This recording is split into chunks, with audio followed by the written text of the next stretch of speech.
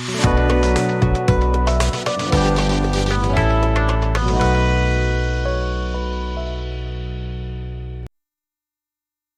To Theni realtors. Theni Pisipatti Anjaneya ஸ்ட்ரீட்ல ஒரு flats வளர்த்து இருக்கு. பிசிப்பட்டி மெயின் ரோட்ல இருந்து வெறும் 800 மீட்டர் டிஸ்டன்ஸ்லயே நாம இந்த இடத்த ரீச் பண்ணிடலாம்.